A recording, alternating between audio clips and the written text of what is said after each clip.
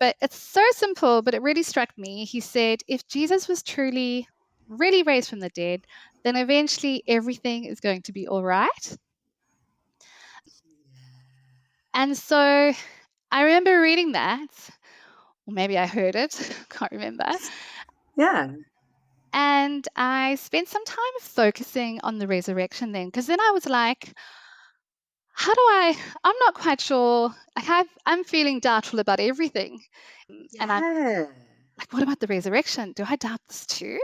And so Yeah. in that time, I thought a good use of my time would be to spend time focusing on the resurrection. This is the After Dinner Mint, a podcast of stories I tell you at dinner. Think of the mint as the stories you tell after you've been kicked out of the restaurant, holding a mint, standing in the street, telling more honest stories with your friends than you did at the table. It's not a sermon. It's not advice. It's not self-help. We're processing what we're learning about faith and life, honestly, in community, to encourage you to do that with your God and your community. I'm Beck, and today I'm here with Crystal Heydenrych. Hey, Crystal. Hey, Vic, thanks for having me on. Hi. So, Crystal, can you tell us, what does a typical week look like for you? What kind of things make up your week? I work on a Monday and Tuesday as a botanist for an environmental consultancy. And then the rest of the week, I am home with my 3-year-old and I'm available to my 2 children. Yeah, that makes up my week. Oh, lovely, lovely. I've never met a botanist before. Like, how do you even get into botany? That just sounds really cool. Yeah, I think it's cool. I do enjoy my job. I studied botany. I knew my cousin was in environmental science, and so I had some idea of what your career options could be. And so I suppose that inspired me. And then I actually started my BSc wanting to be a zoologist, Yeah. but then and didn't even enjoy botany, but somehow it grew on me, pun intended. And now I really love it. Oh, wow. And like, sorry, explain like I'm five. What does a botanist do? Like, it's about plants, is it? Yes, that's right. Yes. So botanists can do many things. I work as an in environmental consulting, and so our team runs botanical surveys of the flora and vegetation ahead of development. So, and we service the mining industry. So, and we do some renewable energy. And so, we would go out and map and identify all of the flora and vegetation in an area ahead of development, and then that'll inform where they would place development or even in infrastructure, and if they even would go ahead.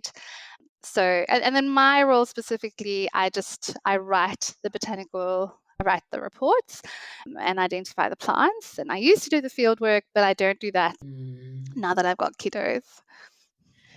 Yes. Oh, no, that makes a lot of sense. Like, I know some people who they do all the seed picking, yeah, because you work out like what is there before they dig it up, and then they try and revegetate when it's done. That's sweet? Yeah, that's right. And so I suppose a rehabilitation specialist would do the after part, and that's Yeah. not. You I'm do more the front involved in end. the front end. Yeah. Oh, excellent. Oh, that's really cool. Like, oh, that's awesome, man. Now, I don't know if these are botany related, but I do have questions. Can you tell me, Okay. like, what is like your favorite book or movie or podcast recently? I'm always looking for recommendations. Oh, I don't think I have a favorite book, but I think I have a genre I've worked out, and that is historical fiction in World War II, set in World War II. I do. I love So, it. so what have I read lately? I really enjoyed All the Light You Cannot See. I think I just love. Yes, that's my genre. And then a podcast I've been listening to lately and love is The Surprising Rebirth of Belief in God. Ooh, There's a I've book never heard of too. that. I recommend it.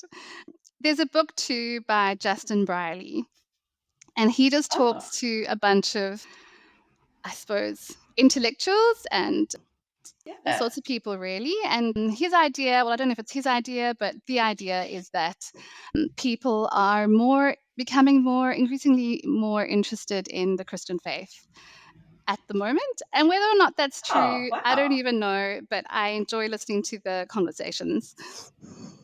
That's so cool. I've never even heard of that one before. I can share it No, with that you. yeah, please do. And I love that you have like a genre, like historical, like because I would say like I like historical fiction, but I kind of got burned out on like historical fiction in World War II. So I picked up like All the Light We Cannot See, and I was like, I don't know if I can be bothered going here, but like, is it good? Oh, I thought it was a great read, yes. Yes. Well, what didn't you like about it? Was it too dark? No, I literally just picked up the cover, and I think because I had read a lot of fiction set in World War II that I think I was like read so much that I was like, I'm done. No, Yeah, no more World War there II is books. actually so much, hey. And sometimes I'll read something else. Because I asked ChatGPT, I gave it a list of the books that I'd read recently, and I said that Yeah, I wanted to read something similar, but maybe not World War II. And yeah. then I read a book and I got to page 90 and the scene changed and it was World War II again. And it was like it found me. Like, but like you asked ChatGPT, you're like you had one I job. know. I must have not been clear with my prompt. Why are you betraying me? I have one historical fiction recommendation that if you want something that's not World War II, Yeah. um, yeah, I read Pachinko a couple of years ago, and it's Okay. about it's like a three generational saga of like these Korean family who moved to Japan and they run these like gambling parlors, but the Japanese like really hate the Koreans. Yeah. Yeah, and it's fascinating and it's beautiful and it was just like a part of history that I had no idea about. Yeah, I wouldn't. I'm gonna write that down. Yeah, I'm it's like looking for a good book, hey. I don't know if it touches on World War II. I can't. It doesn't have to. I don't chase World War II books. I think it's just if I think of the books I've read lately and enjoyed, there's this common thread. Yes, books about World War II just find you a lot. So as a bit of a segue, but I feel like Justin Brierley is like a good point to jump off from. But like, how did you become a Christian? So I grew up, my mom was a Christian, and my auntie and my granny were really involved in my life. And well, my auntie is still with us, and my granny was a Christian too. And so I was really influenced by them. And I think when I went to university, I met a group of friends through my cousins, and we all went to church together. And it was just really great teaching. And I think it was a special time for our group of friends. We went to Bible study together, and that was when the gospel really made the most sense to me. I remember that being quite an important point in my life and my spiritual walk. Mm. So yes, I think that's how I became a Christian, sort of over my life, and Yeah, particularly at that point in university. I love that. I love that it's often, when you hear from people who are like had those, Christian homes, you're like, it's that lovely slow process where you know a little bit and you know a little bit. But I love that, yeah, it sounds like at that point it really became your own where you're like, I'm gonna really wrestle with like some of those questions. Yes, yes. It's funny how you can read your Bible for, I suppose, many years, but I don't think I fully understood who Jesus was and how much he'd done for us and how undeserving we are. And I think it all just made sense for me at that point in my life. Yeah. Yeah, that is funny. I know you can sometimes turn to a page in the Bible and just be like, "Oh, I've never seen that before. I never realized that, and I've been just walking past it my entire life." You're right. That was my experience for sure. Yeah. So, who would you say is someone who's, like, encouraged or inspired you in your Christian walk, and why? That's an easy question for me to answer. It's my auntie. Oh. She's just, so she's in her 70s now and she lives in South Africa, where I'm originally from. But Hmm. we talk weekly. She's just always been such a wonderful example of faithful Christian living. And I think she always pursued a relationship with me and with the intention of sort of being a light to me of the gospel. And she shared the truth of Jesus with me my whole life and connected me with youth groups and prayed for me.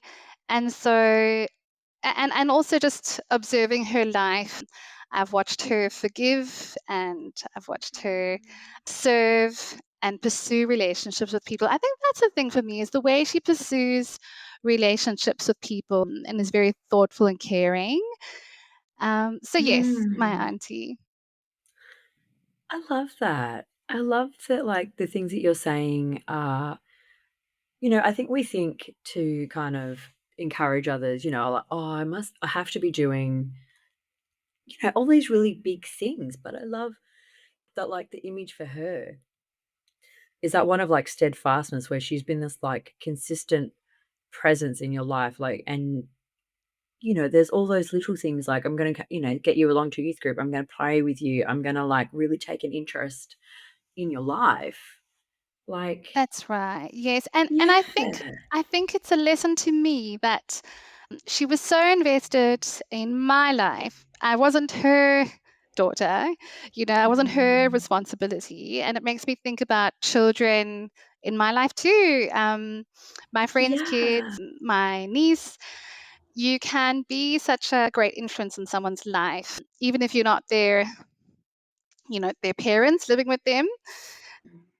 Yeah, I think, yeah, from the adult side of it, like, yeah, I think of that with my kids, and I'm like, it does take a real intentionality about it to, yeah, speak into kids' lives and be one of those people, and it is actually quite hard to do, like, you're if you're right. not the parent. Yes, and you really have to sort of pursue relationships and be intentional. I love that. I don't think I'm particularly good at it, but I I want to be better. Nor am I, even though I've had this great example, nor am I. Something to strive for.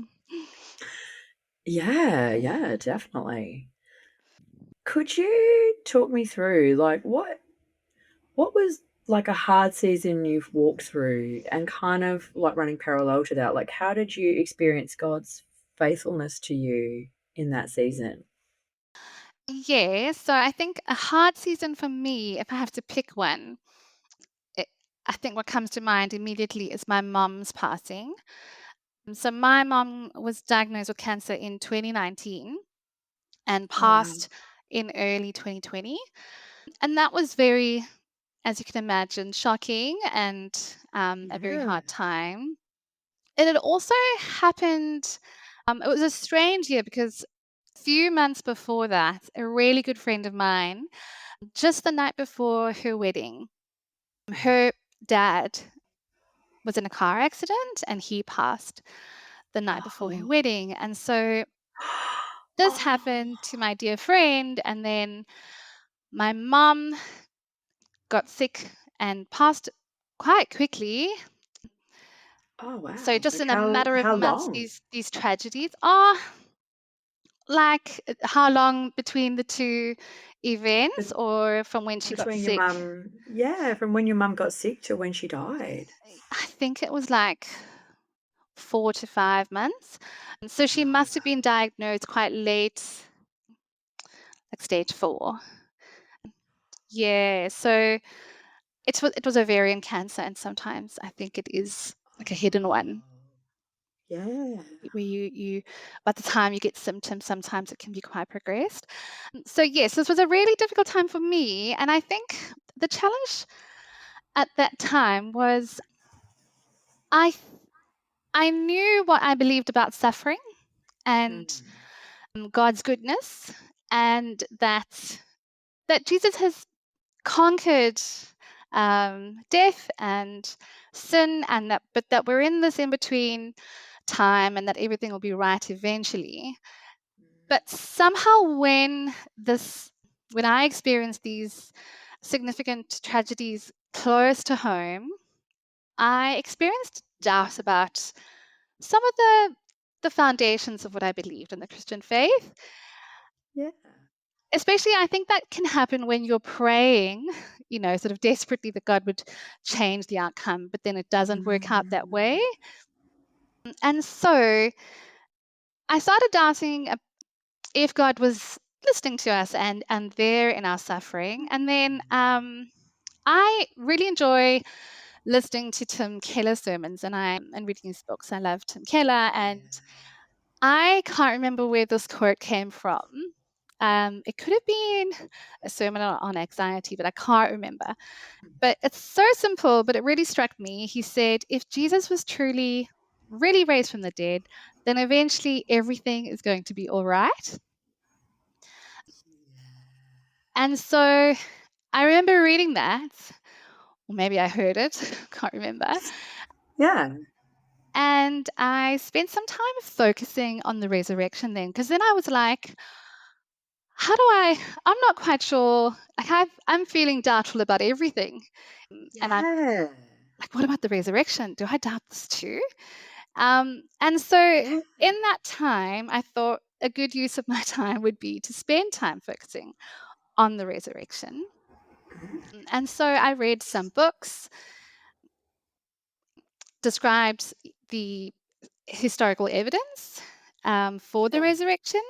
One of those was Can We Trust the Gospels by Peter J. Williams.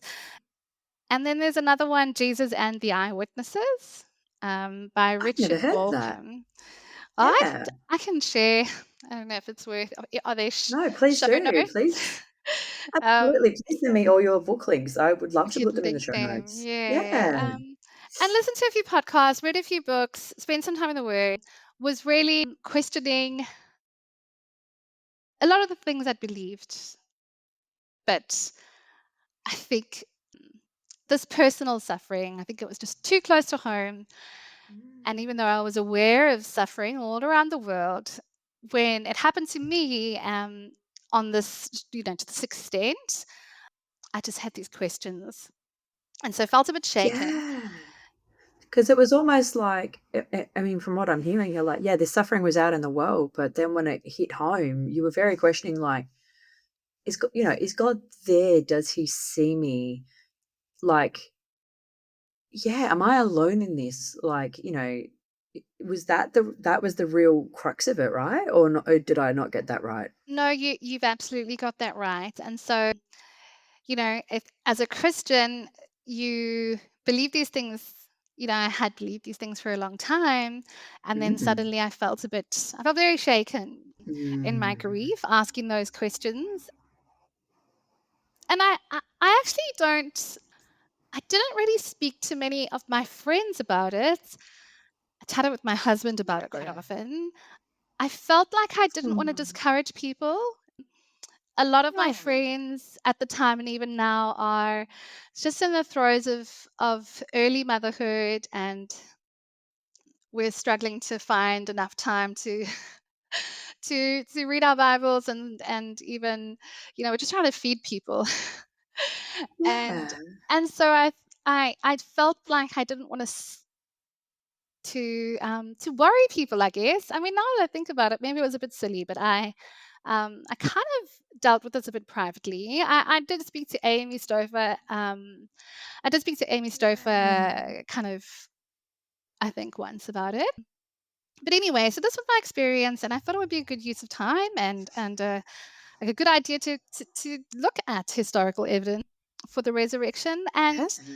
I think there was a gap in my apologetic knowledge, and I hadn't really organized my thoughts about this. Yeah. Yeah. And so, evidence that was encouraging to me, like the basic fact that Jesus was crucified. There are some things about the crucifixion and the resurrection that all historical evidence is aligned on. Even secular Mm. historians at the time are going to agree that he was crucified and that the tomb was empty, that the first report was by a woman whose testimony wasn't really credible at the time from a legal and social perspective. Many people claim to have seen the risen Jesus in various locations, some in groups, some individuals. And then the way that it transformed the lives of his followers and that they were willing to die, and many of them did die for the claim that Jesus had had risen from the dead. Yeah. And so I think maybe many Christians are aware of these pieces of evidence. I had not organized my thoughts about it, but I And I found was the evidence watching. so compelling. What was Yeah, that, that Beck? is yeah, sorry. It was almost like, yeah, like prior to that, like there was it sounds like there wasn't really that need to. You were like, yeah, sure, like Jesus has been resurrected, sure. But it almost sounded like that was like the hinge point of your whole argument where you were like, if he's not resurrected, like I'm not only still in my sins, but actually like, he maybe he's not even there. Maybe this whole thing doesn't even exist and I am alone. Like that became, You're the so focal right. point for you. Yes, that was the line of thinking. Yes, in my grief. Yeah. And so organizing my thoughts around the resurrection and spending time reading about the good arguments about some of the oppositions to the Christian faith was really helpful for me in that Mm. time. Yeah, and then there's also the human experience that we do long for more. Everybody does long for more than just this life. And so, Mhm. if you believe in the idea of God creating the universe, then following on from that Jesus died and rose again, to me feels reasonable. So, Yeah. yes, that was the, I think that's how God was kind to me and how he was with me in this time of doubt. I think that he drew me to himself through this experience. And so, although doubt is my struggle, organizing my thoughts about Jesus has brought a lot of comfort and has settled my anxieties. And so, I think that God can use reason to draw you to himself, Yeah. you know? And so, that original question, just coming back to that, coming back to suffering and tragedy and that statement that I read where Tim Keller says, if Jesus did rise from the dead, then everything's going to be okay. I found this overview of that quote of his on the interweb, Mm. and I think it's put very well. So it highlights that the resurrection of Jesus is the cornerstone of Christian hope and assurance, suggesting Yes. that if this central event of Christian belief is true, then everything else, including the difficulties and challenges of life and death, can be faced with confidence and a sense of ultimate hope. And I really do feel that way. 5 years after my mum's passing, I don't feel that sense of, I don't feel as unsettled. And I think doubt is a struggle, but I think holding on to that, if you're going to hold on to one thing when it's kind of distracting, Yeah. the hope that Jesus did rise again means that everything's going to be okay. And I think that was God's kindness to me, teaching me that. I really love that. Like, I mean, what's fascinating to me, like, kind of what I heard was that sense of, everything feels so out of control, and this grief is out of control. And, am I ultimately, cast adrift? And what I love is that you kind of drill down into that argument and those beliefs, be like, okay, well, is there something here to hold on to? Is there something when everything feels so uncertain that I can, you know, really hold on to? And I love in reason that's what you found, where you're like, I don't have to trust in my emotions. There's grief, Mhm. and there is that, like, you loved your mum and you loved your friend's dad and you love your friends, and you know grief is a part of life. But I love that in that there's also, but what can I ultimately hope in and hold on to that is independent of how I feel right now? And that's almost like That's that right. guiding star that kind of got you through the other side of that. Yes, that's right. That's right. And I think at the time, everything felt quite distracting and overwhelming.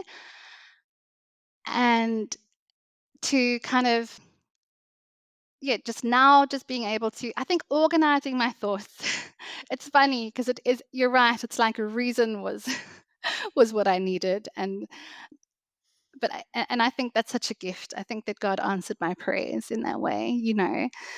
Um, and so holding so yeah, so what I was going to say was just when it is, so I think grief can be very, it's just there are so many thoughts and feelings, and it's all very distracting, and so you need an anchor, you know something to hold on to. And I love that I could just have this one sentence in my head. I could just say this to myself, and I can hold on to that, and it can give me assurance because it's true. And it's a real anchor. Yes, it's that.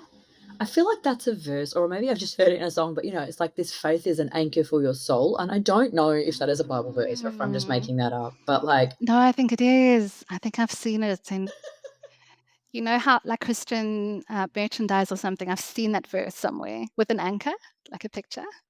yes, I know, I know. I was like, someone has put this on a mug somewhere, and there is like Yeah. a picture of a mug with an anchor, and you're like, we have this faith as like an anchor for the soul. I don't know. I'm like, I'm probably butchering it, No, that's a but I good. love It's a that. good verse to bring to mind. Yes.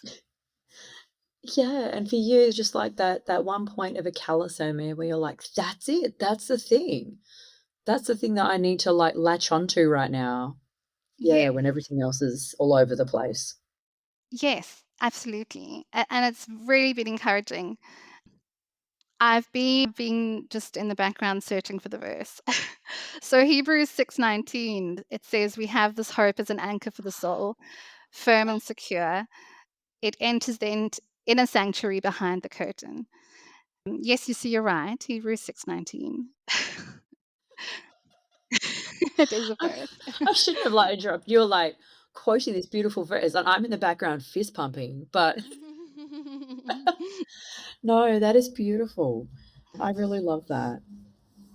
So if we're thinking about like, maybe there are some ladies who would be listening who would be walking you through like a fresh season of grief, like what is a word of encouragement you can offer to someone listening who might be, in that season of being of grief, but also feeling like I am alone, and maybe there is no one there on the other side. Like, what's an encouragement you could offer to her? Hmm.